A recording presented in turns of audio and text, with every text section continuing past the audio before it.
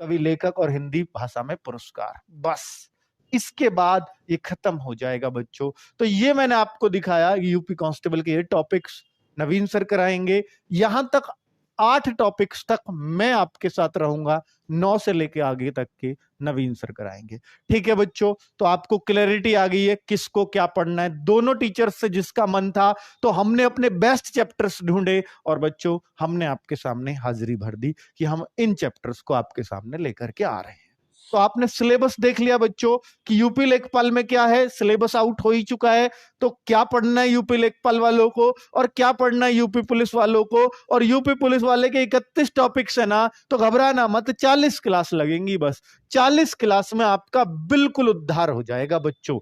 40 class आपका syllabus पूरी तरह से ध्वस्त कर देंगी और आप एक एक चीज बहुत अच्छे से एग्जाम में करके आओगे। 37/37 आप हिंदी करके आओ, इसका हम पूरा पूरा इंतजाम करेंगे बच्चों। ठीक है, 37 क्वेश्चन आते हैं आपके हिंदी के। ऐसे बहुत सारे बच्चे हैं जो 49,568, 41,520 में जो पूरी 37/37 करके आए हैं।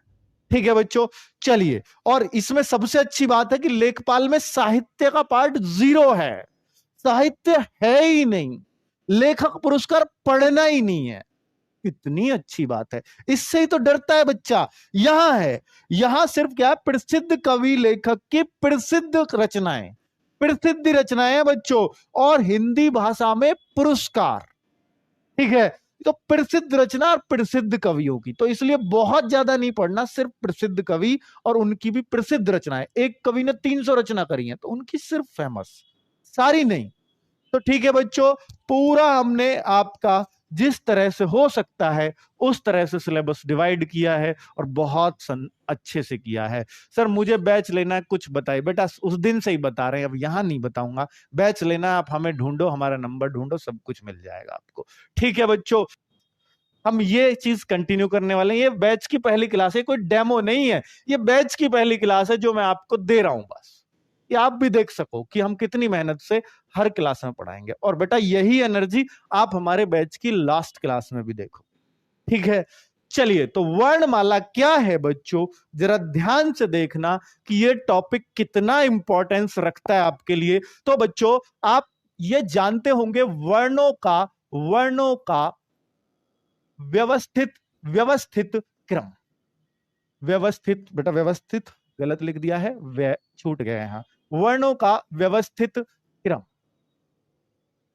क्या कहलाता है, वर्णमाला कहलाता है। अगर कोई आपसे पूछे कि वर्णमाला की परिभाषा बताओ, तो वर्णों का क्रम या वर्णों की माला नहीं होती, वर्णों का व्यवस्थित क्रम वर्णमाला कहलाता है। यानी कोई यहां का लिख दे, कोई खा लिख दे, कोई आ लिख दे, कोई गा लिख दे, तो यह वर्णमाला नहीं है। वर्णमाला वो है जो पूरा क्रम में लिखा हो, का खा गा घ और यहां पर छ छ झ, पूरा क्रम में लिखा हो, वही वर्णमाला है। बात समझ में आई? वर्णों का व्यवस्थित क्रम से मतलब खा पहले क्या बाद में, ऐसे नहीं चलेगा, व्यवस्थित होना चाहिए, यानी क्रम सही होना चाहिए, तो ही ये वर्णमाला होगी, वरना तो ये वर्ण है सिर्फ।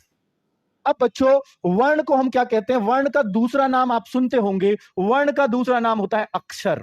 अक्षर जिसको तोड़ा ना जा सके, यानी बेटा अक्षर उसको कहते हैं जो टूटता ना हो, जिसका क्षर ना हो सके, जिसका विनाश ना हो सके। क्षर माने विनाश, तो वर्ण कहते हैं अक्षर को, यानी जिसको तोड़ा ना जा सके उसको क्या कहते हैं, वर्ण कहते हैं। ऐसे आप कह सकते हो। और वर्ण जो है, हम ये भी कहते हैं कि भाषा की सबसे छोटी इकाई बताओ। सबसे छोटी इकाई, इकाई क्या होता है बेटा, नापने की चीज, कि भाई कितना सारा मामला लिखा हिंदी में आपने, तो वो बताएगा इतने वर्ण लिखे हैं। जैसे अंग्रेजी में बोलते कितने लेटर हैं इसमें, कितने अक्षर हैं इसमें, तो भाई जो अक्षर लिखे हैं ना वो बता देगा कि कितना मटेरियल आपने लिखा है, कितने पेज भर दिए होंगे। वो कहेंगे 500 शब्दों में बोलते हैं, अब मैं कह रहा हूं 5,000 वर्णों में लिखो, तो आपको अंदाजा हो जाएगा, अच्छा 5,000 वर्ण तो बहुत ढेर एरिया में आएंगे, इतना लिखा होगा, 5,000 वर्ण इतने में, उसी को कहते हैं इकाई। तो यानी ये नापने की इकाई है हिंदी को, कि भैया कितना लिखा, कितने पेज भरे, इसी को कहते हैं कितनी भाषा आपने लिखी। तो भाषा की सबसे छोटी इकाई क्या कहलाती है, वर्ण कहलाती है। लेकिन अगर इसको यही आ जाए कि भाषा की सबसे छोटी सार्थक इकाई क्या कहलाएगी, भाषा की सबसे छोटी, बेटा ये डायरेक्ट क्वेश्चन बन जाते हैं। भाषा की सबसे छोटी सार्थक इकाई अगर कोई पूछे, यानी जो अर्थ रखती हो, वर्ण कोई अर्थ नहीं रखता अपना, लेकिन अगर सार्थक इकाई आ जाए तो बेटा वहां हम कहलाते हैं, वहां हम इसको कहते हैं शब्द, क्योंकि शब्द ही सार्थक इकाई रखता है। जैसे मैं लिख रहा हूं कलम से, तो बेटा ये है सार्थक इकाई भाषा की, क्योंकि इसका अर्थ है। तो भाषा की सबसे छोटी लिख देना बेटा, सबसे छोटी सार्थक अगर वर्ड आ जाए तो वो शब्द होगा, लेकिन अगर सबसे छोटी इकाई आए तो वो वर्ण होगा। अब वर्ण और ध्वनि क्या है सर? वर्ण भी इसी को कहते हैं और ध्वनि भी इसी को कहते हैं। क्या ये ध्वनि क्या है बच्चों? जरा एक बात और सुन लो कि बेटा भाषा की सबसे छोटी इकाई वर्ण है या ध्वनि है। थोड़ा सा इसमें और क्लियर कर दो सर। तो बेटा मैं आपको बताता हूं वर्ण क्या है। वर्ण है भाषा की सबसे छोटी लिखित इकाई। लिखित, क्योंकि वर्ण तो लिखते में दिखाया जाएगा, लिखित इकाई भाषा की सबसे छोटी, यही लिख देना, भाषा की सबसे छोटी लिखित इकाई वर्ण कहलाएगी। लेकिन अगर इस छोटी इकाई को मौखिक इकाई बना दिया जाए तो मौखिक तो मतलब आवाज होगी, सिर्फ आवाज, और आवाज को ही तो ध्वनि कहते हैं। तो भाषा की सबसे छोटी मौखिक इकाई क्या कहलाएगी बेटा? ध्वनि कहलाएगी। तो आपको ध्वनि और वर्ण में मतलब समझ में आ गया। ध्वनि को लिखा नहीं जा सकता और वर्ण को लिखा जा सकता है। वाक्य अगर मैं का बोलूं तो वो ध्वनि है, अगर मैं का लिख दूं तो वो वर्ण है। बात आई समझ में? तो बेटा वर्ण क्या है अगर मैं उसका लिखित रूप दे दूं, और ध्वनि क्या है अगर मैं उसको बोल दूं। बस दोनों बात एक ही है, बिल्कुल वर्ण ध्वनि दोनों एक ही चीज है बच्चों। बहुत सही, आज अंतर क्लियर हो गया कि वर्ण और ध्वनि में क्या होता है अंतर। बेटा शब्द क्या है? जब दो चार वर्ण या अक्षर या ध्वनि मिल करके कोई एक सार्थक यानी कोई जिसका अर्थ निकलता हो, वो एक समूह बनाकर एक अर्थ निकाल दें, उसी को हम शब्द कहते हैं। अर्थ होना चाहिए तभी शब्द है। कलम है तो शब्द है, कमल है तो भी शब्द है। वर्ण वही है, देखिए कलम कमल दोनों का अर्थ है, लेकिन इसी को मैं मकल कह दूं, मकल, ये शब्द नहीं है। तो बात आई शब्द में क्या अंतर होता है बेटा? शब्द वो होता है जिसका अर्थ हो, और जिसका अर्थ ही ना हो वो शब्द नहीं। ठीक है, बहुत बढ़िया। ध्वनि होती है, सॉरी ध्वनि लिख दिया मैंने, बेटा लिखा सही है। ध्वनि मैं बोल रहा हूं ध्वनि है यार, देसी है, इतना तो समझो भाई। ठीक है, ध्वनि नहीं होती, मुझे भी पता है भाई, मुझे भी पता है। चलो बहुत बढ़िया बालक हो तुम, इसका मतलब सही देख रहे हो, सही जा रहे हो। और बेटा वर्ण के भेद अगर कोई पूछे तो मैंने आपको अब यहां से पढ़ाना है, यहीं से आपको पूछा जाएगा क्वेश्चन, यहीं से आपका बनेगा। वर्ण का भेद बेटा यूपी पुलिस में पूछा जा चुका है 49,568 में, कि वर्ण के भेद बताओ, वर्ण के कितने भेद हैं? तो बेटा वर्ण के दो ही भेद हैं, जिसका पहला भेद है स्वर और दूसरा भेद है व्यंजन। स्वर और व्यंजन, स्वर और व्यंजन, ध्यान दीजिए। वर्ण के भेद कितने होते हैं? परिभाषा समझ ली, सब कुछ समझ आ गया, वर्ण से जो क्वेश्चन बन सकते थे। अब हम सिर्फ स्वर और व्यंजन की बात करेंगे। बेटा 13,000 पार कर दिए। जस्ट एक शेयर अगर आप कर सकते हो, जोर ना पड़े, उंगली ना दुखे तो कर देना, वरना तो आपका भाई इतना प्यार दे दिया तो कोई दिक्कत ही नहीं है बच्चों, इतने से भी बहुत अच्छा काम चलेगा। चलो ये पच जाएगा हमारे, कोई दिक्कत नहीं है। तो देखो बेटा स्वर की अगर मैं बात करूं, जो वर्ण, देखिए वर्ण तो आप समझ गए हैं, तो जो भी वर्ण स्वतंत्र रूप से बोले जाए, स्वर की परिभाषा देख लीजिए, जो भी वर्ण स्वतंत्र रूप से बोले जाएंगे, स्वतंत्र रूप से बोले जाएं, वो क्या कहलाएंगे बच्चों? वो कहलाएंगे आपके स्वर। और जो भी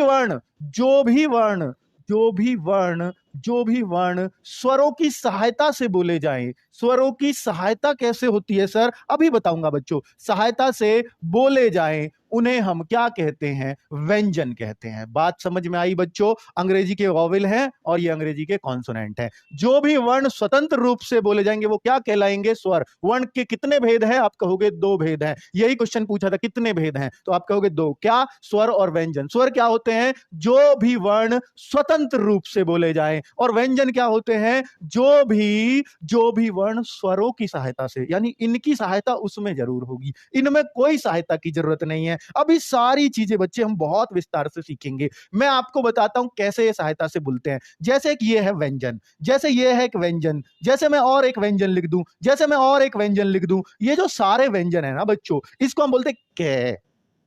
कै बोल के देखो, कै, ये कै, खा बोलते हैं, बहुत ज्यादा पढ़े लिखे खा है ना, पर हम तो देसी है ना भाई, तो इसलिए हम कै ही बोलेंगे इसको। अब जब कै बोलेंगे तो भाई जब कै बुल रहा है ना, कै ए बुल रहा है ना बाद में, तो जो ए बुल रहा है ना बच्चों वो ऐसे रहेगा, और जो कै है ना इसमें हलंत लगाएंगे जरूर। बेटा ये हलंत जरूर लगेगा, क्योंकि ये ध्वनि ज्यादा किसकी बोल रही है? ए की। क तो कै की आवाज बहुत कम है, अर्थात आधी सी है, ए की ज्यादा है। तो कोई भी जो भी व्यंजन होगा ना वो स्वर पे ही खत्म हो रहा होगा, यानी ये स्वर की सहायता से ही बोलते हैं। खे भी किसकी सहायता से? खे। तो तो बेटा ए इसमें भी बोल रहा है, पा तो भैया आ बोल रहा है, जा तो बेटा जा प्लस आ, तो हलंत जरूर लगा देना। हलंत का मतलब होता है आधा, हलंत का मतलब होता है आधा, लेकिन इसको आधा ऐसे नहीं लिखते, अगर सिंगल लिखते हैं तो आधा क्या बना दो, नहीं, हलंत के साथ ये आधा ही होता है। ठीक है बच्चों, क्लियर। आज मैंने लेखपाल गाइसमैन बैच के लिए पेमेंट किया है, लेकिन अभी तक कोर्स बेटा ऐसे तो होता ही नहीं है अगर पेमेंट आपने ऐप में किया है। अच्छा पेंडिंग में होगा तो अभी कर देंगे, वो हमारी जिम्मेदारी, हम एक बच्चे का भी हम फालतू हो जाए वो कम ना हो, ठीक है, वो कोई टेंशन नहीं है। तो बेटा ये देखिए, वर्ण के भेद होते हैं दो, आपने व्यंजन में समझ लिया कि स्वरों की सहायता से कैसे, लेकिन जो स्वर है ना बच्चों, क्या कौन कौन से स्वर है आपको पता है? व्यंजन की बात बाद में करूंगा, मैं सिर्फ स्वरों की बात करूंगा। व्यंजन पढ़ लिया और स्वर पढ़ लिया, बस दो ही चीज पढ़नी है वर्णमाला में, एक स्वर और दूसरा व्यंजन। अगर ये दोनों पढ़ लिए वर्णमाला खत्म। ओ भाई खत्म कर दी, तो फिर तो अभी बेटा स्वरों को थोड़ा सा इसके साथ खेल ले, अब हम स्वरों के साथ, अब स्वरों के साथ ही खेलेंगे अच्छे से। तो देखो जरा, तो स्वर की परिभाषा आपको पता है क्या है? जो वर्ण स्वतंत्र रूप से बोले जाए वही स्वर है। अब बच्चों अगर हम इनके प्रकार देखें, यही तो हमें पढ़ना है अच्छे से, स्वर के प्रकार। पहले स्वर देख लीजिए होते कौन कौन से हैं, ज्यादा अच्छा रहेगा। प्रकार पढ़ने से पहले हमें पता हो स्वर होते कौन कौन से हैं, जरा देख लेते हैं। ए आ, छोटी ई, बड़ी ई, छोटा ऊ, बड़ा ऊ, और बेटा आगे अगर देखूं तो आगे खुद बताइए, री होता है, री बोलता है, रे नहीं बोलता है, री। और बेटा आगे अगर देखूं तो ये होता है ए, और ये आई, ये ओ, और ये औ।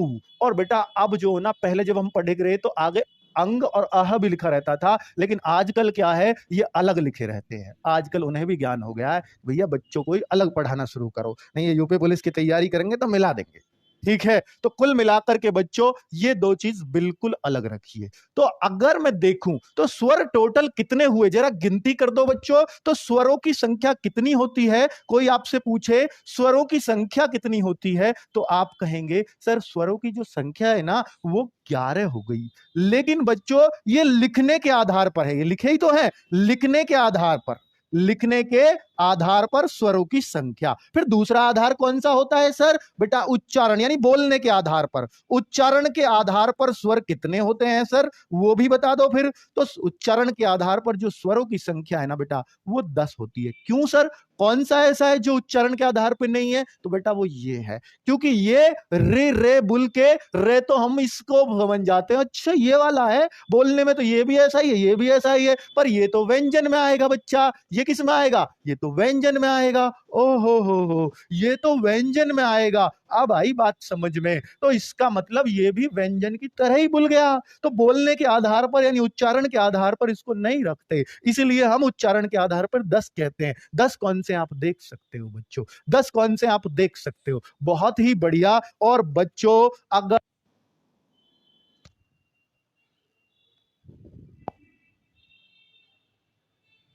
अब आगे बढ़ें तो भैया स्वरों के सामान्यतः प्रकार कितने हैं? स्वरों के सामान्यतः प्रकार अगर बोला जाए तो बेटा अगर देखें तो स्वरों के सामान्यतः प्रकार, ये बेटा तीसरा, अब तो ये काल्पनिक ही है वैसे तो, पर कोई बात नहीं, आप इसको ले लेते हैं फिर भी। तो एक तो होता है ह्रस्व स्वर, सबसे फेमस यही प्रकार है ह्रस्व स्वर, बाकी सबका तो आधार होता है ह्रस्व स्वर। एक होता है दीर्घ स्वर, और एक होता है ह्रस्व मतलब छोटा और दीर्घ मतलब बड़ा, और एक होता है प्लुत। प्लुत भैया इसको, ये तो सबसे ही बड़ा होता है प्लुत। तो कुल मिलाकर के बच्चों ये रहे आपके 3 तरह के। ये बोलने के आधार पर ही हम कह सकते हैं, यानी उच्चारण के आधार पर ही कह सकते हैं, या बोलने के समय को लेकर के जो बनाए गए प्रकार हैं वो 3 तरह के प्रकार हैं। यानी बोलने के आधार पर जो उनपे लगने वाला समय है, बोलने में लगने वाले समय के आधार पर अगर देखें तो ये 3 प्रकार के हो सकते हैं। अब भैया ये समय के आधार पर बांटे हैं तो इसका मतलब इनको बोलने में बहुत ही कम समय लगता है। जिनको बोलने में कम समय लगे वो कौन से स्वर कहलाते हैं? वो ह्रस्व स्वर कहलाएंगे। जिनको बोलने में इनसे दुगुना समय लगे, 2 गुना, ह्रस्व से 2 गुना समय लगे, वो कौन से स्वर कहलाते हैं? दीर्घ। ह्रस्व से 2 गुना समय लगे वो कौन सा भैया, कौन सा कहलाएगा? समय के आधार पर ही तो है, बोलने में जो लगा समय उसके आधार पर। और भैया ह्रस्व से अगर 3 गुना कह देते हैं, वैसे तो ह्रस्व से 3 गुना समय लगे, 3 गुना समय अगर लगे तो हम उसको प्लुत स्वर कह देते हैं बच्चों। अब इसमें सबसे कम समय बोलने में किस स्वर को लगता है? अभी ऊपर स्वर लिखे थे मैंने, तो सबसे छोटा ए, बेटा सबसे छोटी ई, भैया ह्रस्व मतलब छोटा, तो छोटे ही ले लो सब, ई छोटा ऊ, और बेटा री भी इसमें ही आ जाएगा अगर आप उसको भी लेना ही चाहते हो तो कुल मिलाकर यही छोटे हैं। यानी ह्रस्व स्वर कितने हैं? तो 4 ही हैं आपके। और बेटा अगर ह्रस्व से दुगना समय किसमें लगता है, इनके बड़े रूप लिख दो। सबसे बड़ा ए का बड़ा रूप आ, छोटी ई का बड़ा रूप बड़ी, भैया दीर्घ है ना, और फिर बड़ा ऊ, छोटे ऊ का बड़ा ऊ, और जो बच रहे हैं उनको हम बच्चा संयुक्त स्वर कहते हैं। यानी वो इनसे ही मिला के बनाए जाते हैं। ए के साथ ई मिल जाए, ए के साथ ई मिल जाए तो ए बन जाता है, और इस ए का ही बड़ा रूप आई हो जाता है। ए के साथ अगर ऊ मिल जाए तो ओ बन जाता है, और ओ का ही बड़ा रूप औ हो जाता है बच्चों। तो कुल मिलाकर के इनको हम संयुक्त स्वर भी बोलते हैं। क्या? संयुक्त स्वर भी बोलते हैं। अगर कोई बोलना चाहे तो ये संयुक्त स्वर भी है, लेकिन ये दीर्घ स्वर के अंतर्गत भी आते हैं। कोई पूछे कि दीर्घ स्वर कितने होते हैं? 7। कोई पूछे ह्रस्व स्वर कितने होते हैं? 4। गुरुजी इसके लिए कुछ छोड़ा भी है तुमने, इसलिए कई बार 2 ही तरह के स्वर मान लिए हैं। अब ये कल्पनाओं में है। कल्पनाओं में कैसे? कि जो ऐसे स्वर हो। डाउट ग्रुप कब स्टार्ट होगा? बेटा आज से ही होगा, 8 से 10 बजे, ठीक है। अगर जो बच्चा ये देखे पिलुत स्वर के लिए, तो पिलुत स्वर के लिए बच्चा अगर सुनना ही चाहते हो, ऐसा एक भी स्वर बताओ जो पिलुत होता हो। तो मैं बताता हूं बच्चों, ध्यान से सुनना। पिलुत स्वर क्या होता है? पिलुत होता है बच्चा, पिलुत स्वर होता है, यानी अगर ऐसे बोला जाए किसी चीज को, किसी ध्वनि को खींचकर, ध्वनि तो है, ध्वनि को खींचकर बोला जाए, जैसे ओ। अब तो मैं तो इसमें व्यंजन आ गया, अरे छोड़ो ना, तुम जो खींच के बोला वही स्वर है। ओम राम राधा, किसी भी चीज को खींच के बोल दो, सब प्लुत स्वर में आ जाएगा, क्योंकि आपने आ खींचा, ओम में ओ खींचा, ओ खींचा तो ओ तो स्वर ही था, तो जो आपने खींचा है ना उसी को हम क्या कह देते हैं? प्लुत। ओ खिंचाना इसमें, तो खींचने वाले को ऐसे देखो डिनोट किया जाता है, ऐसे ऐसे, इसका मतलब आपने ये खींच दिया ओम।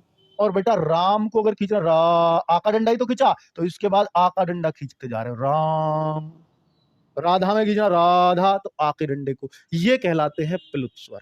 ठीक है बच्चों, तो आपको एकदम क्लैरिटी आ गई है, क्या ह्रस्व है, क्या दीर्घ है, क्या संयुक्त है। अब जो संयुक्त है, अब संयुक्त है तो संयुक्त क्यों है? क्योंकि वो किसी के संयोग से बना है। तो ये भी क्वेश्चन बन जाता है, ए किसके संयोग से बना है? तो बेटा ए के और ई के संयोग से। ये संधि में भी बड़ी काम आने वाली चीज है। और अगर मैं देखूं बेटा, अगर मैं देखूं तो इसका ही जो दूसरा है ओ, ये किसके सहयोग से? ए तो सब में है, ए के साथ अगर ऊ मिला दे, खुद बोल के देखो, ए ऊ औ, ए ऊ औ, और यहाँ ए ई आई, आई आ रहा है ना, अपने आप बोलने में अपने आप ही दिख जाएगा कि ई किसके साथ मिले तो क्या बनेगा, और ऊ किसके साथ मिले तो क्या बनेगा। अब इसका बड़ा रूप क्या? आई।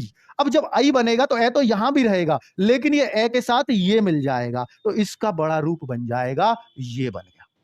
और इसका बड़ा रूप क्या? औ, 2 मात्रा। तो बेटा ए के साथ अगर ये मिल जाए तो औ बन जाता है। तो ये लीजिए, अब बच्चा ए की जगह ए का बड़ा रूप भी लगा सकते हो, अर्थात आ भी इनके साथ मिल जाएगा तो भी यही बनेगा। ठीक है, क्लैरिटी आ गई कि संयुक्त स्वर हैं, तो ये संयुक्त किस किस के मिलने से बनता है। बहुत ही सही। ठीक है सर, नीरज सर कौन सा टॉपिक पढ़ाएंगे? बेटा बता दिया जाएगा आपको, 1 तारीख से वो पढ़ाएंगे, वो बता दिया जाएगा, वो यूट्यूब पर रहेंगे फ्री ऑफ कॉस्ट।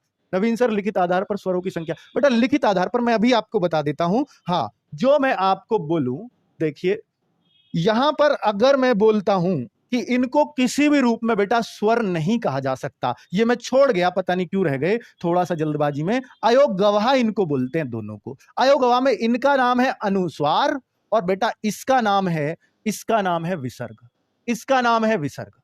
ठीक है बच्चों, इसका नाम है विसर्ग, इसका नाम है अनुस्वार, और इन दोनों को मिला के बोलते हैं अयोग गवाह। तो ये अगर कोई पूछे अयोग गवाह क्या है, तो अयोग गवाह ये दोनों है। अनुस्वार क्या है? ये अंकी बिंदी, कहीं भी अंकी बिंदी मिले, जैसे मैं अंकित लिखूं, जैसे मैं पंकज लिखूं, तो आप कहो जी अंग में तो पूरा आ रहा, अंकित में तो ये, लेकिन पंकज में सिर्फ अंकी बिंदी आ रही है, तो भी अनुस्वार ही है वो। ये मत सोचना ए के ऊपर बिंदी आएगी तो ही अनुस्वार है, नहीं, पै के ऊपर भी आएगी, क्योंकि पै में भी तो ए ही आ रहा है ना बाद में, पै, पंग, पंकज, तो वहां भी अनुस्वार ही होगा, और ये अह विसर्ग कहलाता है। क्लैरिटी है? बहुत सही। तो बेटा इनको किसी भी रूप में ना लिखित आधार पर ना उच्चारण के आधार पर इनको स्वर मान ही नहीं सकते। ठीक है, लेकिन वर्णों में कह सकते हो इसको, ये टोटल 13 वर्ण हो गए बस। वर्णमाला में टोटल वर्ण कितने, उसकी बात मैं आगे करूंगा, तो वो कैसे बोलेंगे जब व्यंजन पढ़ा रहा हूंगा। ठीक है बच्चों, चलिए बहुत बढ़िया। अब मैं आगे बात करता हूं बच्चों कि ये आपने पढ़ा कि संयुक्त स्वर, दीर्घ स्वर, ह्रस्व स्वर, सब कुछ आपको समझ में आ रहा है, संख्या भी आपको पता चल रही है। ये आपने सामान्य बोलने के लगने के साले समय के आधार पर किया है। अब मैं करता हूं बेटा जीभ के आधार पर इनका वर्गीकरण। जीभ के आधार पर स्वर, स्वरों का वर्गीकरण। स्वर जो है, जीभ के आधार पर जो स्वर बांटे जा सकते हैं, वो जो बांटे जा सकते हैं वो 3 तरह से बांटे जा सकते हैं। जीभ के आधार पर कैसे सर? जो जीभ के अगले हिस्से से बोले जाए वो अग्र स्वर कहलाएंगे, और जो जीभ के मध्य हिस्से से बोले जाए वो मध्य स्वर कहलाएंगे, और जो जीभ के पश्च हिस्से से बोले जाए उसे पश्च स्वर कहेंगे, पश्च स्वर कहेंगे। अब बच्चों ये स्वर की बात चल रही है बच्चों, अग्र स्वर कौन से हैं, मध्य कौन से हैं, पश्च कौन से हैं, सब कुछ आपको 10 स्वरों से करना है बच्चों। 10 कौन से, री भी हटा दो, उन 10 स्वरों को यहां रखना है। एक आगत स्वर भी होता है, कोई पूछे कि आगत स्वर कौन सा, ये अ, ये आगत स्वर है, ये लिख लेना बस, कहीं इतना कर लेना कि ये आगत स्वर क्या है। ये आगत कहां से आया है, ये अंग्रेजी भाषा से आया है। कहां से बेटा? आगत उसको कहते हैं जो हमारी भाषा में कहीं और से आया हो। अंग्रेजी से कैसे आया है सर? ये अ बेटा, हम जैसे बोलते हैं डॉक्टर, तो डॉक्टर, तो यहां डॉक्टर बोलते हैं बहुत सारे लोग, डॉक्टर गलत है, वो डॉक्टर, ये अंकी बिंदी नहीं है बच्चों, ये अ बोला जाता है डॉक्टर, क्योंकि ये अंग्रेजी में जो ओ है ना उसी से आया है बच्चों, डॉक्टर, ये अ आया है, ये अ सीधा ओ उठ के आ गया यहाँ पे, तो ये अंग्रेजी का ही वर्ड था। तो जैसे कॉफी, जैसे टॉफी, तो ये सब अंग्रेजी के ही शब्द हैं जो हमारी हिंदी ने अपना लिए। अब हम हिंदी में भी इसको ऐसे मात्रा चढ़ा के लिख देते हैं। बहुत सही, यह रोज चलेगा सर बेटा, ये ऐप की क्लास है, ये आज आपको डेमो दिया जा रहा है, ये सीधा ऐप में चला जाए, ठीक है, और 2 दिन और डेमो चलेगा। और बताओ, वर्णमाला तो मैं पूरा ही फ्री में पढ़ा रहा हूं। चलो, तो कुल मिलाकर के बच्चों अब मैं आपको दिखाना चाह रहा हूं कि भैया अग्र स्वर कौन से होते हैं। बेटा मैंने कितने आसान तरीके से याद किए, मैं उसी आसान तरीके से आपको याद कराऊंगा, ठीक है। देखिए बेटा, जैसे अगर मैं बोलूं तो मैंने अग्र को ऐसे याद कर रखा है, अग्रीय। जैसे बेटा अग्रीय, जहां भी अग्र आ जाए समझ आओ अग्रीय, तो आपको अग्रीय बोलना है, इसको अग्रीय याद रख लेना, आपका काम हो जाएगा। अग्रीय से कैसे याद करेंगे बेटा? अग्र में 2 चीज फालतू हो गई, एक तो ई और एक बड़ी। बेटा ये मैं ही सिखाता हूं इस तरीके से आपको, शायद कहीं नहीं सिखाएगा कोई पूरे यूट्यूब पर। अग्रीय में याद रखना है तो छोटी बड़ी, क्योंकि ई आ गई तो ई के तो दोनों रूप आएंगे। अब बेटा ए आ गया तो ए के भी दोनों रूप, ए का छोटा रूप, ए का बड़ा रूप। तो अब अगर कोई पूछे आपसे अग्र स्वर कौन से होते हैं जी, ये रे 4, क्लैरिटी है, ठीक है। अब मैं मध्य स्वर की कोई बात करेगा, बेटा अग्र स्वर क्यों है? जो स्वर जीभ के अगले हिस्से से बोले जाएं, क्योंकि हम जीभ के हिस्से पे बांट रहे हैं, जीभ के अगले हिस्से से बोले जाने वाले स्वर, अगले हिस्से से बोल के देख लो, अगले हिस्से से ही बोलेंगे, अगले हिस्से से बोले जाने वाले स्वर, बिल्कुल भी जोर नहीं पड़ेगा इन बोलने में, बोले जाने वाले स्वर। बोल के दिखाऊं? अरे खुद बोल लो ना, ई, ऐसा लग रहा है यहीं रखा, ई ई ए, बेटा ऐसे रखा, यहीं से फेंक रहे हो बाहर को, तो ए ई ये कितना आसान, अग्र। अब बेटा मध्य की बात करूं, जीभ के मध्य के हिस्से से, मध्य जीभ के, उससे सिर्फ एक ही वर्ण है, मध्य से सिर्फ एक ही है, याद रख लेना। एक तो सभी याद रख सकते हैं, वो है ए, सबसे पहला वर्ण मध्य से बोलता है ए। तो आपको लग रहा है ये आगे से नहीं, ए तो आगे से बोलेगा ही नहीं, ए बंद करके देखो, ए थोड़ा सा मुंह खोलना पड़ रहा है, यानी थोड़ा सा जोर लगाना पड़ रहा है। तो जीभ के मध्य हिस्से से अगर बोला जाएगा तो वो ए कहलाएगा। अगर बेटा पश्च हिस्से की बात करूं तो बाकी जो 5 स्वर बच गए, 4 ये रे 1 ये रहा, बता सकते हो ना 4 कौन से बच गए बेटा? नहीं 5 बच गए, तो वो 5 कौन कौन से बच गए? आ बच गया बेटा, ई तो आ गया, दोनों ऊ बेचारे बच गए अभी, और बेटा और क्या बच गया? अब दोनों ओ बच गए बेचारे, तो वो दोनों ओ भी यहां आ जाएंगे। अगर आपको आगत भी लिखना है तो इसमें लिख देना, जो जहां ये ऐसे आते हैं वहीं आ जाता बेचारा। तो कुल मिलाकर के तो नोट्स मिलेगा बेटा, सब कुछ परिभाषा प्रिंसी बनाएगी लड़की, कौन सी बना रही है नोट्स, परिभाषा पूरी लिखना जो मैं बोल रहा हूँ, ठीक है। बच्चों को इतनी सी भी दिक्कत नहीं होनी चाहिए बेटा, इसकी जिम्मेदारी हम लेंगे, नोट्स बहुत शानदार मिलेंगे। चलिए, तो बहुत बढ़िया। तो सर आपने पहले सार्थक इकाई वाक्य बताई, बेटा भाषा की सार्थक इकाई वाक्य भी हो सकती है एक सेंस में, नो डाउट, ठीक है, लेकिन सबसे छोटी इकाई, सबसे छोटी नहीं बताई होगी। भाषा की सार्थक इकाई वाक्य है, लेकिन भाषा की सबसे छोटी सार्थक इकाई शब्द है। क्लियर? बहुत सही। चलो, और वाक्य की भी अगर कोई वाक्य की सार्थक इकाई पूछे तो भी शब्द है। क्या बढ़िया यार, लॉजिक है भाई बात में। तो कुल मिलाकर के अब आप अग्र पश्च मध्य खुद कर पाओगे नहीं बेटा, अग्रीय बोलना है बस एक बार, ये दो चीज आ गई खत्म, मध्य में एक याद रखना ए, और फिर बचे कुछ है यहां डाल दो। तो बेटा जीभ के आधार पर क्लियर। क्या मैं अगले पेज पे जा सकता हूं, एक और आधार बना सकता हूं अगर आप कह दो तो, इजाजत हो तो? इजाजत हो तो बेटा देखो, मुख खुलने के आधार पर, ये मेरी अपनी ट्रिक है बच्चों जिससे मैंने खुद याद रख रखे हैं, मुख खुलने के आधार पर, मुख खुलने के आधार पर स्वरों का वर्गीकरण लिख देना, स्वरों का वर्गीकरण। तो बेटा स्वरों का वर्गीकरण, वर्गीकरण मतलब बांटना, तो बेटा ये 4 प्रकार से बांट सकते हैं। और फिर से याद रखना पड़ेगा इतना बेटा, कुछ नहीं है, सब यही याद होगा आपको। देखो मुख खुलने के आधार पर, जिसमें मुख बंद हो, ये बंद मुख से ही भूल जाएंगे, अभी दिखाऊंगा बोल के भी, समृत स्वर, समृत स्वर। और जिनमें मुख आधा बंद हो, अर्ध समृत स्वर, अर्ध समृत स्वर, अर्ध समृत स्वर। और जिनमें मुंह पूरा खुल जाए, विवृत स्वर, विवृत स्वर। और जिनमें मुख आधा खुले, फिर तो एक ही बात हो गई, नहीं नहीं, इसमें आधा बंद हो, बस ऐसे ही रटना है, चाहे मतलब एक ही है, और इसमें बंद है, समृत मतलब बंद और विवृत मतलब खुला, बस। जिनमें आधा खुला हो, अर्ध विवृत।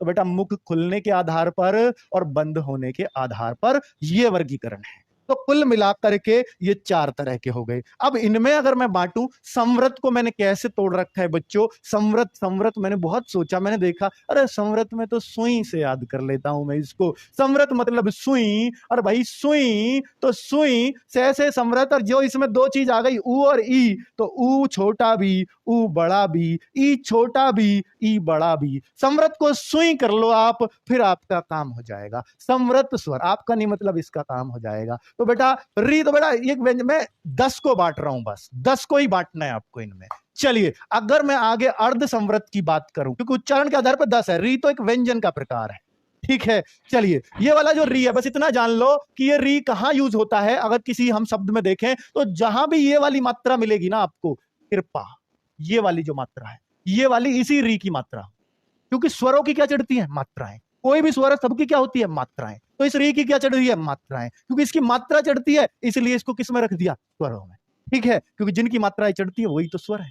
बहुत बढ़िया। तो बेटा ये क्या हो गया, ये समृत स्वर याद हो गए, समृत स्वर याद हो गए। अगर मैं बोलूं अर्ध समृत स्वर, अर्ध समृत स्वर, तो ध्यान से सुनना, अर्ध समृत, से क्या बोला था मैंने, सुई, तैसे सुई, तो ये आधी सुई है, वो कह रहा है सुई लगा दे जी, सुई लगा दे, नहीं लगवाई, सुई से ये याद हो गया। वो कह रहा आधी तो सुई है, थोड़ी सी लगवा लो आधी, जब कह रहा ओए आधी भी बहुत दर्द करती है, ओए रुक जा, आधी सुई है, बहका रहा है, ओए चालाक ना बनियो, आधी सुई है, पर बेटा ये भी गड़बड़ कर सकती है, ओए दूर रहियो, सुई का नाम मत ले दियो, आधी हो पूरी। तो ये रहा ओए, तो याद रहेगा ओए, बहुत सही। अगर मैं देखूं विवृत स्वर, तो विवृत में बेटा आ जाता है आ, क्या, बड़ा आ, जिसमें पूरा मुंह खुले, बोल के देखो, आ पूरा खुलेगा, या कोई बंद भी हो सकता है बेटा, बता दो जरा, क्लियर है। तो देखिए बेटा कई बुक्स में ना इसको ओए को ये वाली मात्रा के साथ दिया है, कई बुक्स में सिर्फ ये सिंगल ए दिया है, पर चलिए तो ज्यादातर जो बुक हैं उनमें ये ऐसे दिया है, तो आप ओए को थोड़ा सा ये आई की मात्रा से याद रख लेना, ओए, है ना। वाकई मैंने कुछ बुक्स में केवल ए भी पढ़ा है, इनमें आपको विवाद है थोड़ा सा, ठीक है। तो जो ज्यादातर बुक आप मान रही है वो इसको मान रही है, ठीक है। तो ये बड़ा हो, अब मैंने पहले छोटा बनाया फिर बड़ा, क्यों बनाया, ताकि आपको याद रहे, नहीं तो ओए से आप छोटा ही लगा दोगे कई बार।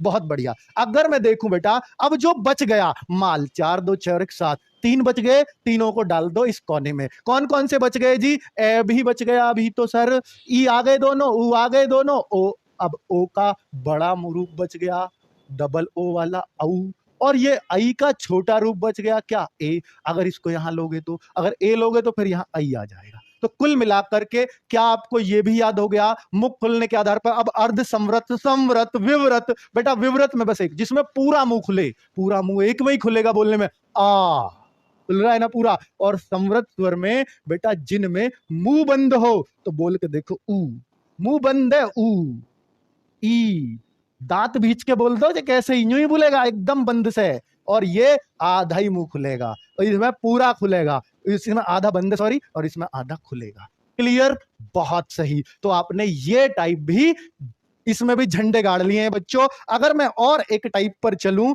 तो मैं और एक टाइप पे चलूंगा तो अगला टाइप आ जाएगा। अगर मैं अगले टाइप पे चलता हूं तो वो हो जाता है ओष्ठ आकृति के आधार पर। क्या? ओष्ठ आकृति के आधार पर, ओष्ठ आकृति के आधार पर स्वरों का वर्गीकरण। सर कितने हैं? बस लास्ट है बेटा, लास्ट है, डरो मत। 4 तरह से बांट दिए, इतना कर दिया बेटा कि अब एग्जाम में क्वेश्चन दूर चला जाए भला तुमसे, ऐसा कभी हो ही नहीं सकता। तो बेटा ये रहा। तो एग्जाम में क्वेश्चन दूर भागने का मतलब ही नहीं, कहां भागेगा यार, इतना कुछ पढ़ लिया। तो स्वरों के प्रकार, तो बेटा यहां हम बोलते हैं एक तो वृत्तमुखी, जैसे मुंह खुलने के आधार पर, वो सॉरी ओष्ठाकृति के आधार पर अभी सिखाऊंगा, वृत्तमुखी और आवृत्तमुखी। आवृत्तमुखी तो बेटा जिनमें, जिनको बोलने पर ओष्ठ है ना, ओष्ठ मतलब होठ, जिनको बोलने पर होठ वृत्त बना दे, वृत्त गोल गोल हो जाए, गोल गोल, उनको कहते हैं वृत्तमुखी स्वर। और जिनको बोलने पर होठ गोल ना हो तो अवृत्त स्वर हो गए, आवृत्त स्वर, आवृत्तमुखी। यानी मुख गोल हो जाए, मुख वृत्त बन जाए तो वो क्या कहलाएंगे? वो आएंगे इसमें। तो ऐसे कौन से? सिर्फ 4 हैं वृत्तमुखी, जो मुंह को गोल कर देंगे। बोल के देखो, ऊ, होठ पे देखो उंगली फिरा के, ऊ दोनों ही बोल लो। अब ओ बेटा, और जो आगत है ओ, वो भी इसमें आ जाएगा, है ना। तो कुल मिलाकर के 4 ही ले लो, आगत को तो हम ले ही कहां रहे हैं बेचारे को। तो ऊ, ओ और औ, ये 4 किस में आ जाएंगे? वृत्तमुखी में। अब तो डर ही नहीं है बच्चों, खत्म कर दिया। और बाकी जो बच गया माल यहां डाल दो। अजी ना बन रहा बेटा, होठ चेक करवा ले, शायद डिफेक्ट हो थोड़ा सा, हमारा तो बन के दिखा रहे हैं हम तो आपको, ठीक है। बेटा अब इसमें क्या बताऊं तुम्हें यार, नहीं बन रहा, पास आके बनाऊंगा क्या?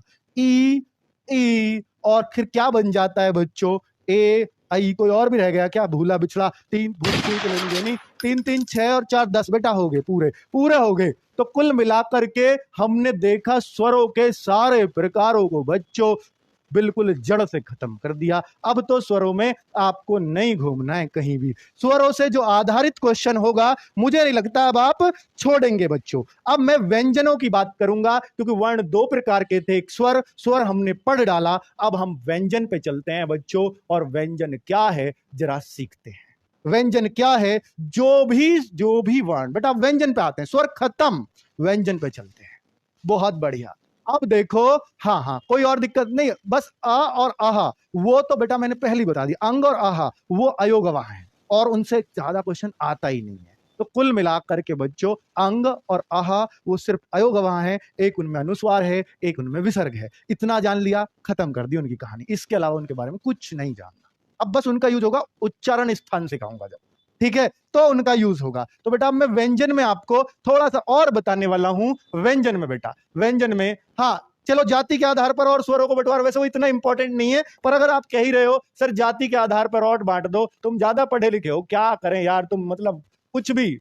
बट मैंने कहीं देखा नहीं है इसको पूछा जाता हुआ, पर अगर आप कह ही रहे हो तो चलो मैं बांट ही देता हूं। जाति के आधार पर स्वर 2 ही प्रकार के होते हैं, एक सजातीय, एक विजातीय। चलो भैया धन्य हो गए, सजातीय विजातीय। अब सजातीय क्या है, विजातीय क्या है? जो एक सी जाति के हैं वो सजातीय है, जो अलग जाति के हैं वो विजातीय हैं। अब आप खुद ही बता दो बच्चों, एक ही जाति के और दूसरी जाति के क्या होंगे? तो इसमें जो ए है, जो आ है, ये एक ही जाति के हैं दोनों। और जैसे बेटा अब ई है, दोनों ई हैं, ये एक ही जाति के दोनों। जैसे ऊ है और ये ऊ है, ये सब एक ही जाति के लगे ना, सजातीय हुए ना, कि देखो 2 2 का जोड़ा बन रहा है एक सी जाति के। अब जो बच गए वो विजातीय हैं। यानी बच्चों अब आप कहो सर इसका भी तो बड़ा रूप, बड़ा नहीं है बेटा, ये तो बस बनाया है, एक सी शिकल है, लेकिन ये इसका बस जस्ट बड़ा रूप है, ठीक है। तो ये इनको हम बोलते हैं विजातीय। ये जो 4 है ना, ये विजातीय हमारे, बस जो संयुक्त है वो विजातीय।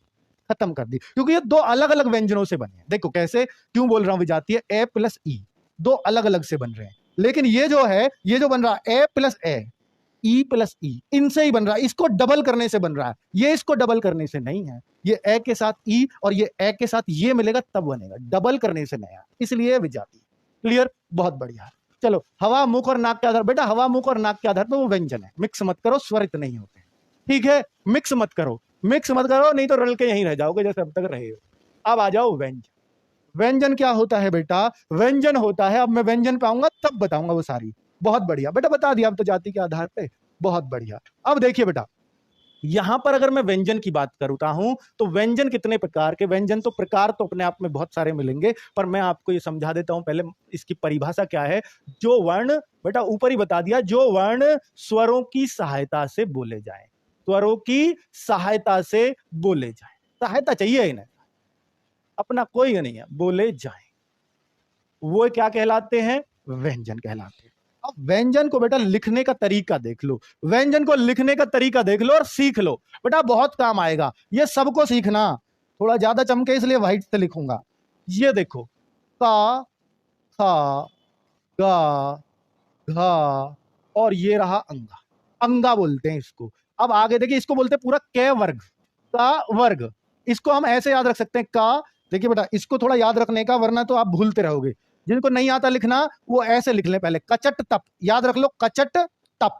जिनको लिखना नहीं आता उनके लिए सिखा रहा हूं, जो कमजोर है लिखने में, कचट तप यानी कै वर्ग, कै वर्ग, टे वर्ग। लिखने का तरीका बेटा आप अगर नहीं लिख पाते हो तो आज से लिखना सीख जाओगे इनको, पै वर्ग, इनको वर्ग कह देते हैं। और आगे देखना, कै वर्ग में आते हैं ये सारे, क, खा, गा, घ और अंगा। अब च वर्ग में आते हैं च, छ, ज, झ, और आगे आ जाता इया। इया क्या होता है, ऐसे बनता है, ये ऐसे, ठीक है, ऐसे बनता है बच्चों। टे वर्ग में टे की जैसी शिकल के आएंगे, ट, ठ, ड, ढ। तो बेटा देखो, ट, ठ सारे एक से ही बोलते हैं, ट, ठ, ड, ढ, ड, ढ, और एक आता है णा, बहुत बढ़िया। और ता वर्ग में देखूंगा तो ता, था, दा, धा और ना, बहुत सही। और पा वर्ग में देखूंगा तो पा, फा, ब, भा और मा। ठीक है बच्चों, इनको हम कहते हैं, ये जो 25 हैं, ये जो 25 हो गए, इनको हम स्पर्श व्यंजन बोलते हैं। क्या, स्पर्श व्यंजन बोलते हैं बच्चों। स्पर्श यानी इनको बोलते समय हमारी जीभ मुख के किसी ना किसी हिस्से को स्पर्श करती है, इसलिए क्या है ये, इसलिए क्या है ये स्पर्श व्यंजन है। और बच्चों अगर आपको बात करूं, फर्स्ट, सेकंड, इन पे लाइन डाल दो, थर्ड, और इन पे फोर्थ, और इन पे फिफ्थ। एक कह रहा है बच्चा जी हैप्पी न्यू ईयर पे कुछ छूट देंगे, बेटा हैप्पी न्यू ईयर पे सबकी मिलती होगी, हमारी बंद हो जाएगी उससे कहीं पहले, क्योंकि हैप्पी न्यू ईयर बनाने को ना आपको थोड़ा ज्यादा खर्च, वैसे ही खर्चीले बनते हो, इसलिए फिर छूट क्यों दें, फिर तो ज्यादा लें आपसे गिफ्ट के तौर पे। चलो, तो कुल मिलाकर के ये जो 5वें में आया है ना बच्चों, ये जो 5वें में आया है, इसको हम बोलते हैं, ये जो 5वें हैं इनको हम पंचमाक्षर, पंचमाक्षर, पंचमाक्षर। इनको नासिक्य वर्ण भी बोला जाता है, क्योंकि ये सब नाक से बोले जाते हैं, इसलिए इनको क्या बोलते हैं, नासिक्य वर्ण भी बोलते हैं। क्या, नाक से। देखो, अंगा, नाक को बंद करके बोल ही नहीं सकते इनको, इया, ना बोल के दिखा दो नाक बंद करके, ने, मैं, बेटा ये नाक में करी आ रही है, इसलिए नासिक्य, नासिक्य मतलब नाक होता है। बहुत सही बेटा, कंठ तालु बाद में बताऊंगा, उनकी चिंता मत करो आप। अगर मैं देखूं बच्चों, यहां पर ये 25 आप लिख सकते हो क्या, अगर लिख सकते हो तो बेटा जल्दी से बता दो, लिख देंगे जी, अब तक कोई दिक्कत नहीं है। इन 25 से अलग बेटा और जो लिखा जाता है इसी क्रम में, य, र, ल, व, य, र, ल, व, इनको हम बोलते हैं बच्चों, इनको हम बोलते हैं अंतस्थ, अंतस्थ व्यंजन। क्या, अंतस्थ व्यंजन। अंतस्थ व्यंजन में हर कोई व्यंजन अपनी एक खास बात रखता है। क्या खास बात है सर वो, जैसे ये और वे में एक खास बात होती है बच्चों, इनको हम दोनों को अर्ध स्वर बोलते हैं, क्योंकि ये स्वरों के स्थान पर यूज हो जाते हैं, इसलिए इनको अर्ध स्वर बोलते हैं। कैसे बोलते हैं जरा ध्यान से सुनना, जैसे आप एक शब्द लिखते हैं महिलाएं, महिलाएं, तो बेटा ये आया ना इसकी जगह, तो ये तो व्यंजन है, तो इसकी जगह हम स्वर भी लगा सकते हैं, महिलाएं, ये देखिए लग गया ना बच्चों। तो यह की जगह स्वर, यानी ये स्वर के स्थान पर क्या, यह यूज हो सकता है, तो इसीलिए हम कहते हैं स्वर के स्थान पर यूज हो जाएगा तो अर्ध स्वर। ऐसे ही बेटा अगर मैं लिखूं कौवा, तो वह को भी ऐसे ही देखिए, कौवा, अगर मैं इसको लिखूंगा तो कौ आ भी बहुत जगह लिखा देखोगे, तो वह किस में बदल गया, ए में, यानी वह के स्थान पर ए भी यूज कर दिया, वो भी करेक्ट है, वो भी करेक्ट है, तो वह भी क्या चला जाएगा, अर्ध स्वर में। तो यह और वह दोनों अर्ध स्वर के रूप में यूज किए जा सकते हैं। ठीक है, क्लियर, बहुत बढ़िया। अगर मैं बात करूं बच्चा, ये वे क्लियर हो गए। अब इन दोनों की क्या खास बात है सर? देखिए चारों अपनी खास बात रखते हैं। ये रे क्या खास बात रखता है? रे को प्रकंपित या लुंठित वर्ण कहते हैं। लुंठित क्या होता है सर? प्रकंपित, प्रकंपित, प्रकंपित या लुंठित, लुंठित, लुंठित। तो बेटा ये दोनों ही नाम इसी के हैं। लुंठित, ये देखिए लुंठ हो क्या रहा, गुड़मुड़ी खा के रे। तो अब प्रकंपित क्यों? जब इसमें ध्वनि का कंपन हो रहा है। देखो आप बोल के रे, तो बेटा कंपन कंपन करके आ रही है कि नहीं? रे कांपती हुई आ रही है अंदर से, तो इसलिए प्रकंपित वर्ण बोलते हैं। प्रकंपित या लुंठित वर्ण इसको बोला जाता है। और एक रह गया बेटा, इसकी भी खास बात हो गई। ले की क्या खास बात है? ये भी लिख दो जो लगे हाथों। ले को बोलते हैं पार्श्विक व्यंजन। पार्श्विक, ये सब क्वेश्चन पूछे हुए हैं इनसे। पार्श्विक व्यंजन, सर ये पार्श्विक व्यंजन कैसे हैं? अब ये भी बता दीजिए। तो बेटा पार्श्विक व्यंजन इसको इसलिए बोला जाता है, पार्श्व माने होता है पीठ, यानी ये जो पीठ है आपकी, इसको पार्श्व मतलब पिछला हिस्सा, पिछला पीठ। पीठ पार्श्व जो वो है ना, इसका पर्यायवाची पीठ का है। तो भैया ये पिछला हिस्सा, पिछला, तो ये जीभ के पिछले हिस्से से बोला जाता है। ले बोल के देखो, ले, ले बेटा जीभ से बोल के देखो, ले। तो आपका जो जीभ का पिछला हिस्सा वो दांतों पे लग रहा है जाकर, ले, ले, दांतों पे लग रहा है जा जाके बार बार, इसलिए इसको हम पार्श्विक व्यंजन बोलते हैं। क्लियर? अंतस्थ भी क्लियर। और बचा बेटा ऊष्मीय व्यंजन। जरा ऊष्मीय पे आ जाओ, ऊष्मीय पे आ जाओ बच्चा। ऊष्मीय व्यंजन, ऊष्मीय व्यंजन, तो जरा देखो ऊष्मीय व्यंजन कौन कौन से होते हैं। से को लिखने का तरीका देख लो पहले। सबसे पहले ये से लिखा जाएगा, फिर ये से लिखा जाएगा, फिर बेटा आपका ये से लिखा जाता है। बेटा इनका भी क्रम है, कौन सा से पहले लिखा जाता है? ये वाला, फिर ये वाला, फिर ये वाला, फिर ये वाला।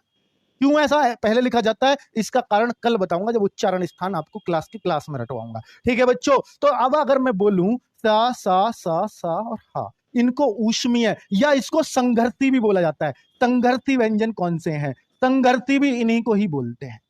ऊष्मीय या संघर्ती व्यंजन किनको बोला जाता है? ये रहे।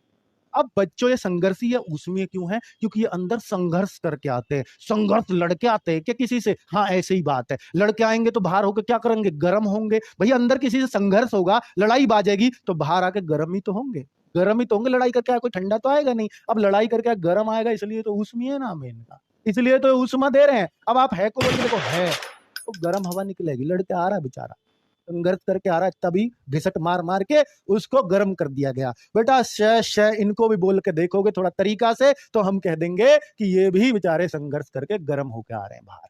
ठीक है? तो ये सारे गर्म होके आते हैं बाहर। चलो, तो कुल मिलाकर अगर मैं बोलूं तो बेटा यही है इनकी परिभाषा। क्या ये याद करवाने की ट्रिक है? नहीं, ये है, ये हकीकत ही है इनकी। तो भाई अगर मैं बोलूं तो टोटल बच्चों, तो टोटल आप एक बात देखो कि कितने व्यंजन होते हैं। अगर कोई आपसे पूछे व्यंजन कितने हैं, तो 25 4 29 4 33, 33 ही व्यंजन है बच्चों। कितनी लाइनों में व्यंजन लिखे जाते हैं ये भी पूछा जाता है। क्वेश्चन पूछा हुआ है कि कितनी पंक्तियों में व्यंजन लिखे जाते हैं। पंक्ति 1 2 3 4 5 6 7, 7 पंक्तियों में व्यंजन लिखे जाते हैं। क्लियर? बहुत बढ़िया। अगर मैं और आगे बढ़ूं बच्चों, एक संयुक्त व्यंजन और देखते हो आप, तो संयुक्त है जो दो के संयोग से बना हो, उसको संयुक्त व्यंजन कहते हैं। लेकिन वो इस गिनती में नहीं आता 33 में। ठीक है बच्चों? तो वो किस गिनती में आता है सर? दिखाता हूं अभी बच्चों, दिखाता हूं अभी आपको। तो वो किस में आता है? अगर आप देखो वो कौन कौन से हैं। ये है स्रा, छ, त्रा, ग।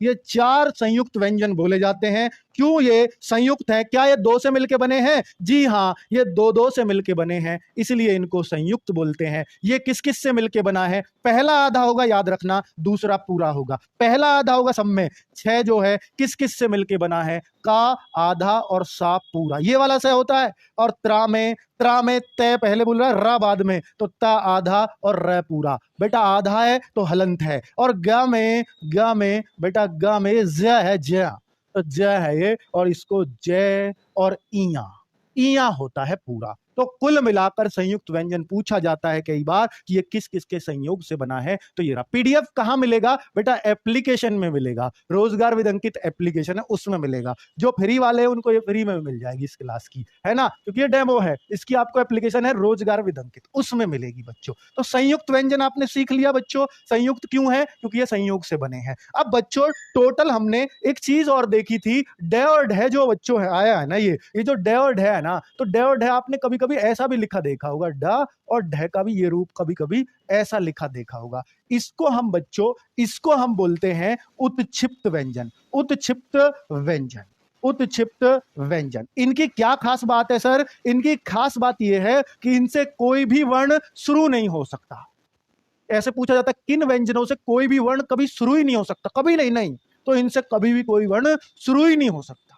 ये बीच में ही आएंगे, लास्ट में आएंगे, ज्यादातर बीच में। सड़क, फिर डलिया क्या है जी? दलिया, तो डलिया में ये वाला ड है बिना बिंदी का, बिंदी लग जाए तो उत्क्षिप्त है। क्लियर? अब बच्चों हमने सब कुछ पढ़ लिया, लेकिन सर अभी तो सघोष अघोष अल्पप्राण महाप्राण रह रहे। बेटा कल के लिए छोड़ दो, कोई बात नहीं है, उन्हें कल बता देंगे। और उच्चारण स्थान रह रहे, बस खत्म हो जाएगा मामला। इतना सा है। कल की वीडियो आधे घंटे की रहेगी और फिर क्वेश्चन करवा दूंगा, ठीक है? जो आए हुए हैं कहां कहां, यूपी ट्रिपल एससी में भी, लेखपाल में भी और यूपी पुलिस में भी, जो इनसे रिलेटेड क्वेश्चन है कल वो करा दूंगा साथ में, ठीक है बच्चों? तो अभी मैं आपको ये बताने वाला हूं कि भैया वर्ण कितने होते हैं, तो टोटल वर्ण कितने होते हैं, या टोटल वर्ण, हाँ टोटल वर्ण कितने होते हैं, वर्णों की संख्या, वर्णों की संख्या। तो बेटा वर्णों की संख्या अगर कोई आपसे पूछेगा तो कितने होते हैं वर्ण? 2 प्रकार के स्वर व्यंजन, उनके बारे में हमने फुल डिटेल पढ़ ली है। अभी व्यंजनों की अभी रह रही है अल्पप्राण महाप्राण घोष सघोष, बस वही रह रहे हैं बच्चों। इसमें हम क्या पढ़ते हैं? स्वर पढ़ते हैं बच्चों, स्वर पढ़ते हैं, और इसमें अयोगवा पढ़ते हैं, अयोगवा। अब यहां क्या पढ़ते हैं? उत्क्षिप्त भी पढ़ लिया सर, उत्क्षिप्त। और एक और पढ़ लिया सर, एक और पढ़ लिया अभी, संयुक्त भी पढ़ा था, संयुक्त व्यंजन। और संयुक्त व्यंजन हो गया, उत्क्षिप्त व्यंजन हो गया, और बेटा जितने भी अभी आपने पढ़े थे यानी व्यंजन, व्यंजन खाली सामान्य व्यंजन। तो ये जो है ये टोटल कितने हो गए बच्चों? क्योंकि जब मैं लिखने के आधार पर ही तो पूछूंगा, जब लिखवा ही रहा हूं तो ये 11 री आएगा इसमें, 2 ये हो गए। पूछ रहा वर्णों की संख्या, उत्क्षिप्त कितने थे? 2, अयोगवा कितने थे? 2, स्वर कितने हैं? 11, संयुक्त कितने हैं? 4, और व्यंजन कितने हैं? 33। 33 है ना बच्चों व्यंजन। तो टोटल कितना हो जाता है बच्चों? जरा देखो तो सही, टोटल कितना हो जाता है? इनको जरा देखते हैं, इनको जरा देखते हैं कि कितना हो जाता है। 11 2 13 2 15 4 19, 19 और 33 मिला के कितना हो गया बच्चों? 52 हो गया। इसी को कहते हैं वर्णों की संख्या। कितने वर्ण होते हैं भाई? 52 होते हैं। अगर वर्णों की संख्या पूछे आपसे 52, लेकिन व्यंजन पूछे तो 33 और स्वर पूछे तो 11, लेकिन लिखित आधार पर 11, उच्चारण के स्थान पर 10 ही होंगे, ठीक है? उच्चारण करोगे, अर्थ करोगे, उच्चारण करोगे तो 10 कहोगे, बाकी टोटल वर्ण पूछेगा तो हमेशा कहना कुल वर्ण 52 होते हैं। कोई शक किसी को नहीं होना चाहिए। तो बेटा अब कल के लिए बस छोटी सी क्लास बाकी है, वो तो मैं कराऊंगा, लेकिन आज जो पढ़ा है क्या आपको कुछ रटा है? तो उसके लिए बेटा छोटे से क्वेश्चंस में लेके आया हूं 5-7, इन्हें फटाफट देख लो। ये 5-7 क्वेश्चन आपको रिवाइज कराएंगे। यूपी पुलिस कांस्टेबल 2018 का पूछा हुआ सवाल है, फटाफट बता दो इसका आंसर। वर्णों के कितने भेद हैं? तो वर्णों के कितने भेद हैं? सिर्फ 2 ही भेद हैं वर्णों के, 2 ही भेद हैं, स्वर और व्यंजन। ये तो वर्ण की गिनती बताइए बाद में, कभी कभी ये तो 5 थे, वो वर्णों की गिनती है, लेकिन भेद कितने हैं? सिर्फ 2 ही हैं। चलो अब बेटा हिंदी भाषा की कुल वर्ण लिपियां कितनी है? हिंदी भाषा की कुल वर्ण लिपियां कितनी है? तो वर्ण लिपि का मतलब क्या है? जो वर्ण लिखे जाते हैं वो टोटल कितने वर्ण लिखे जाते हैं? ये तो अभी बताया है 52। तो यूपी ट्रिपल एससी में ही पूछा गया क्वेश्चन है 52 वर्ण लिपियां। अरे लिपि है ये सब, जो आप का देख रहे हो लिपि है, खा देख रहे हो लिपि है, ग देख रहे हो संयुक्त है पर लिपि है। हिंदी में जो वर्ण लिखे जाते हैं टोटल वो कितने हैं? वो 52 लिपि। ठीक है बच्चों, आगे बढ़ते हैं कि अयोगवा। अयोगवा अगर देखें बच्चों, आगत वागत नहीं लिया उसमें, आगत तो नहीं, स्वरों में भी है आगत, तो फिर व्यंजन में भी है, आगत नहीं लेंगे। ठीक है, अयोगवा कहा जाता है, किसको कहा जाता है अयोगवा? तो बेटा याद रखना, अयोगवा किसको कहा जाता है? विसर्ग को, और अनुस्वार को भी। अनुस्वार यहां है नहीं, ठीक है? ये महाप्राण अल्पप्राण कल बताएंगे। निम्नलिखित में से कौन सा स्वर समृत है? कौन सा स्वर इनमें समृत है? तो बता दीजिए। समृत कैसे याद करवाया था? सुई से याद करवाया था। क्या आपको याद आएगा? सुई, ऊ दोनों आ जाएंगे, ई दोनों आ जाएंगी, यही तो एक्स्ट्रा। ये होते हैं समृत 4। तो इनमें क्या आ रहा है? सिर्फ ई। क्लैरिटी है कि नहीं है? बहुत बढ़िया। जो पढ़ा है बेटा वो सब क्वेश्चन आए हुए ला रहा हूं आपके सामने। ये कुछ भी नहीं है जो आपको पढ़ाया जा रहा है, बहुत आसान चीज है, ये बहुत आसान है जो आज तक आप मुश्किल मान के बैठे थे। तो मध्य स्वर क्या है? अभी आपको बताया था बेटा, जो जीभ के मध्य भाग से बोला जाए वो सिर्फ एक ही था और उसका नाम है, वो सिर्फ एक था। तो बेटा जो अग्र, अग्रीय, जो मध्य और पश्च, बचे कुछ पश्च में डाल दिया, अग्रीय में अग्रीय आ गया, बस। है ना बच्चों? तो क्लैरिटी आ रही है ना? और देखो छठा, भाषा विज्ञान की दृष्टि से ऊ किस प्रकार का स्वर है? जल्दी से बताओ, यूपी ट्रिपल एससी का ही क्वेश्चन है। भाषा विज्ञान की दृष्टि से ऊ किस प्रकार का स्वर है? बड़ा ऊ जो है, अभी बताया ना, सुई ऊ आ गया, तो संवृत है ना? तो संवृत तो बेटा दोन में आ रहा है। अब इनमें देखो, ये अग्र है या पश्च है? अग्र होता तो अग्रीय, तो भैया अग्रीय, ए के दोनों, ई के दोनों, तो ई ये वाली भी, ए ये वाला भी, ये तो अग्र है। और फिर मध्य क्या था? मध्य सिर्फ ये है, बचा क्या? ऊ, पश्च में आएगा, तो संवृत भी है और पश्च भी है, तो अग्र पर संवृत नहीं है, पश्च संवृत है। कितना आसान है। जो बच्चा इसको दे रहा है वो बिल्कुल गलत है, वो बिल्कुल गलत है, थोड़ा दिमाग लगाना पड़ेगा बच्चों। और ये लास्ट क्वेश्चन आज का दे रहा हूं आपको, ये जस्ट एक रिवीजन था कि क्वेश्चंस कैसे आए हैं इनके ऊपर एग्जाम में। निम्नलिखित में से पार्श्विक ध्वनि कौन सी है? तो भाई ये तो सीधा सीधा ही है, ले को दांत में दे दे मारो तो पता लग जाएगा। तो भाई क्लैरिटी आई कि आपके पढ़ने में